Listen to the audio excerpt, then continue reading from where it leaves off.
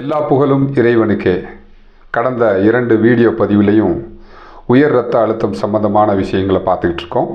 அதில் முதல் பதிவில் உயர் இரத்த அழுத்தம் என்பது ஒரு நோயா அல்லது உள் உறுப்புகளில் ஏற்படக்கூடிய பாதிப்பு அல்லது ஒரு தீவிரமான நோயினுடைய அறிகுறியான்றதை பற்றி பார்த்தோம்.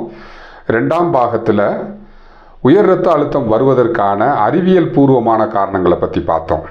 இப்போ இறுதி பகுதியாக இந்த 3ஆம் பாகத்தில் உயர் இரத்த அழுத்தத்திற்கான தீர்வு என்ன, எந்த வரம்புக்கு உட்பட்டவர்கள் வாழ்வியல் முறையை மட்டும் மாற்றிக்கிட்டா போதும், இல்லை யாரெல்லாம் மருத்துவத்துக்கு உட்படுத்த வேண்டியவர்கள் அப்படின்றத பற்றி தெளிவாக இந்த வீடியோவில் பார்க்க இருக்கிறோம். அதே மாதிரி நண்பர்களே, பகுதி 1 பகுதி 2 வீடியோவை பார்க்காதவங்க அந்த வீடியோவை சப்ஸ்கிரைப் பண்ணிவிட்டு பாருங்கள். அதை பார்த்துட்டு பாகம் 3க்கு நீங்கள் வந்தால் தான் இங்கு சொல்லப்படக்கூடிய விஷயங்கள் உங்களுக்கு தெளிவாக புரியும். பகுதி 1 வீடியோவில் இரத்த அழுத்தத்துக்கான அளவுகோல் பார்த்தோம். அதாவது 3 ஸ்டேஜ் உயர் இரத்த அழுத்தத்தை பார்த்தோம் நம்ம. அதாவது நார்மலை தாண்டி அடுத்து ப்ரீ ஹைப்பர் டென்ஷன், அதாவது 140க்கு 90ன்ற அளவு, ஸ்டேஜ் 1 ஹைப்பர் டென்ஷன் 160க்கு 100ன்ற அளவு, ஸ்டேஜ் 2 ஹைப்பர் டென்ஷன்றது 180க்கு மேலே, கீழளவு 120க்கு மேலேன்றதை பார்த்தோம். இப்போ இந்த அளவுகோல் படி நம்ம உணவியல் முறையை மாற்றிக்கிறத கொண்டும் வாழ்வியல் முறையை மாற்றிக்கிறது கொண்டும் ப்ரீ ஹைப்பர் டென்ஷன், அதாவது 140க்கு 90ன்ற அளவுள்ள இந்த அளவு உள்ள சாரார் மட்டும் அதை சரி செஞ்சுக்க முடியும்.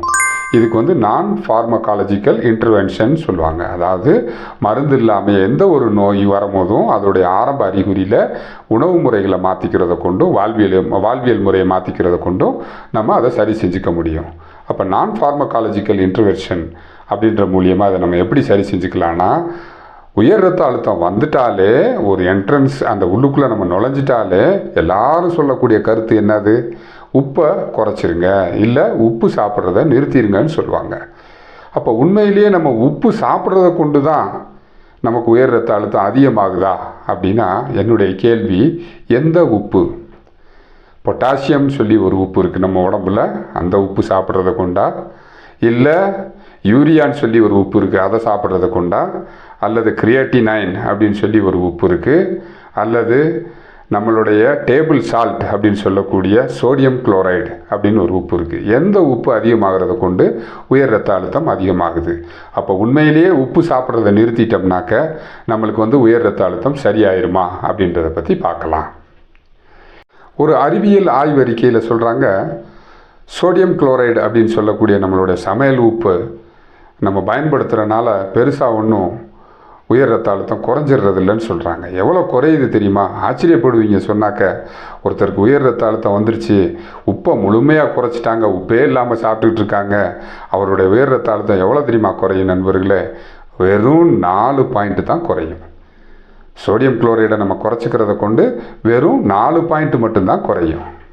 அப்போ இந்த ப்ரீ ஹைப்பர் டென்ஷனில் இருக்கக்கூடிய மக்கள் உப்பை முழுமையாக குறைக்கணுமான்னு கேட்டால் இல்லை, ஓரளவு நம்ம கண்டிப்பாக உப்பு எடுத்துக்கலாம். அதை கொண்டு நிச்சயமாக உயர் இரத்த அழுத்தம் அதிகமாக போகிறது இல்லை.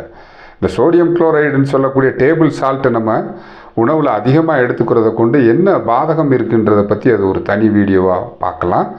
இப்போ வேறு என்னெல்லாம் செய்யலாம்?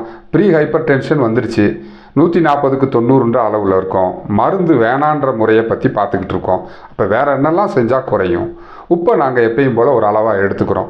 அப்போ என்னெல்லாம் செய்யலாம் டாக்டர் அப்படின்னு கேட்டால், வாக்கிங் போனால் குறையுமா, அல்லது கடுமையான எக்ஸசைஸ் செஞ்சால் குறையுமா, இல்லை ஸ்ட்ரெஸ் மேனேஜ்மெண்ட்டுன்னு சொல்லக்கூடிய மன அழுத்தத்துக்கான பயிற்சி எடுத்தோம்னா குறையுமா அப்படின்றத பற்றி தனித்தனியாக இதில் அப்படி எடுக்கிறத கொண்டு எந்த அளவுக்கெல்லாம் நமக்கு குறையும் அப்படின்றத பற்றி தனித்தனியாக இப்போ உங்களுக்கு நான் சொல்கிறேன்.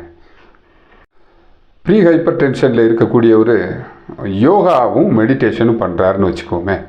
அவர் ஒரு நாளைக்கு குறைந்தபட்சம் ஒரு மணி நேரமாவது யோகா செய்கிறாரு, மெடிடேஷனில் இருக்கார் அப்படின்னாக்க அவருக்கு எத்தனை பாயிண்ட்டு உயர் இரத்த அழுத்தம் குறையும்னு பார்த்தீங்கன்னாக்க 5 பாயிண்ட்டுகள் குறையும். வாக்கிங் போகிறத கொண்டு எவ்வளோ உயர் இரத்த அழுத்தம் குறையுதுன்றதை பற்றி பார்க்கலாம். சராசரியாக ஒரு மனிதன் ஒரு நாளைக்கு 10,000 ஸ்டெப்பு நடக்கிறாரு. அதாவது 5.5 கிலோமீட்டர்னு வச்சுக்கலாம். 5.5 கிலோமீட்ரு அவர் நடந்தார்னா இது அனுதினமும் செய்யணும், டெய்லி செய்யணும். ஒரு நாள் முடிச்சுட்டு அடுத்த நாள் விடுறதில்ல. தொடர்ந்து இதை பயிற்சி செய்கிறத கொண்டு அவருக்கு எத்தனை பாயிண்ட்டு உயர் ரத்த அழுத்தம் இயற்கையாக குறையும்னு கேட்டிங்கன்னா 8 பாயிண்ட்டுகள். தினமும் 1 மணி நேரமாவது குறைந்தபட்சம் நம்ம உடற்பயிற்சி செய்கிறத கொண்டு எவ்வளவு உயர் ரத்த அழுத்தம் குறையும்னு பார்த்தீங்கன்னாக்க 8 பாயிண்ட்டுகள். உயர் ரத்த அழுத்தத்தை கட்டுப்படுத்துறதுக்கு இன்னொரு முறை இருக்குது. அதாவது ஸ்ட்ரெஸ் கண்ட்ரோல்னு சொல்லுவாங்க.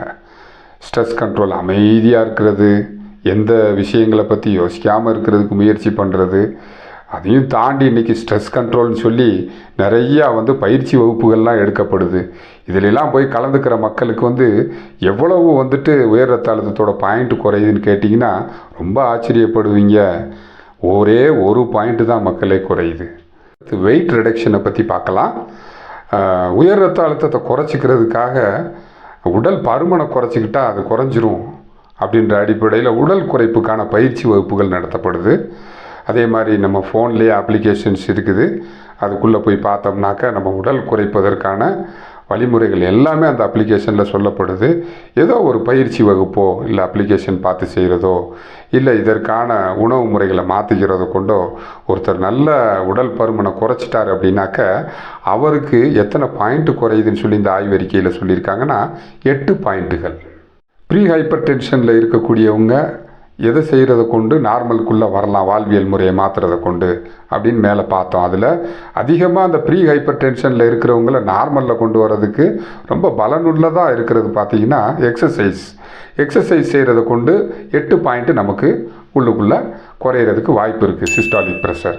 அதே மாதிரி வாக்கிங் போகிறத கொண்டு 8 பாயிண்ட்டுகள் குறையிறதுக்கு வாய்ப்பு இருக்குது, நார்மலுக்குள்ளே வந்துடலாம். அதே மாதிரி வெயிட் மேனேஜ்மெண்ட் செய்கிறத கொண்டு நம்மளுக்கு 8 பாயிண்ட் குறையுது.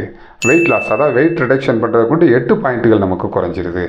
அது ரொம்ப பிரயோஜனமாக இருக்குது. எதெல்லாம் பலன் கொடுக்கலன்னா அந்த ஆய்வறிக்கைப்படி ஸ்ட்ரெஸ் மேனேஜ்மெண்ட் அப்படின்னு சொல்லக்கூடிய அந்த பயிற்சி எடுக்கிறத கொண்டு 1 பாயிண்ட் குறையுது. எந்த விதத்துலேயும் அது நம்மளுக்கு உயர் ரத்த அழுத்தத்தை குறைக்கிறதுக்கு உதவ போகிறதில்ல. அதே மாதிரி சால்ட் ரிடக்ஷன் பண்ணுறதுனால 4 பாயிண்ட் மட்டும்தான் குறையுது.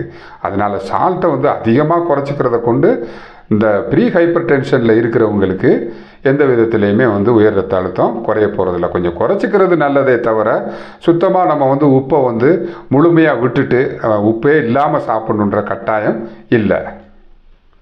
வெயிட் ரிடக்ஷன் பண்ணுறோம், வாக்கிங் போகிறோம், எக்ஸசைஸ் பண்ணுறோம், இதெல்லாம் தாண்டி உணவு முறையில் குறைக்க முடியுமா உயர் ரத்த அழுத்தத்தை? அதாவது ப்ரீ ஹைப்பர் டென்ஷனை நம்ம நார்மலுக்கு ரிவர்ஸ் பண்ணிக்க முடியுமா அப்படின்னு பார்த்தோம்னா நிச்சயமாக முடியும். அதுதான் முதலிடம் பிடிக்குது. அதாவது லோ கார்போஹைட்ரேட் லெஸ் ஃபுட். அதாவது சொல்லுவாங்க கார்போஹைட்ரேட் எந்த அளவுக்கு நம்ம கம்மியாக எடுத்துக்கிறோமோ இந்த லோ கார்பு உணவுன்னு சொல்லக்கூடியது உயர் ரத்த அழுத்தத்தை முழுமையாக ரிவர்ஸ் பண்ணி கொடுக்குது. நமது இந்த உயர் ரத்த அழுத்தத்துக்கான இறுதி பகுதியை இந்த வீடியோவோடு முடிக்கலான்னு பார்த்தோம்.